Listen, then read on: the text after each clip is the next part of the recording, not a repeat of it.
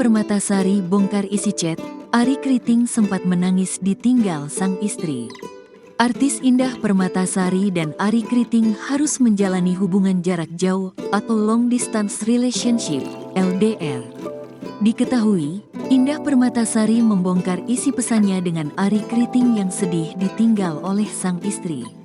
Dalam tangkapan layar tersebut, Indah Permatasari tengah melakukan video call dengan Arie Kriting. Menariknya, sang komika menangis usai ditinggal oleh istri dan juga anaknya.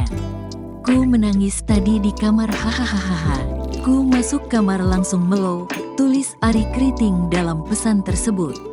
Tak hanya istrinya, ia juga merindukan anaknya yang bernama Naka. "Ndak ada kita sama Naka," tulisnya lagi.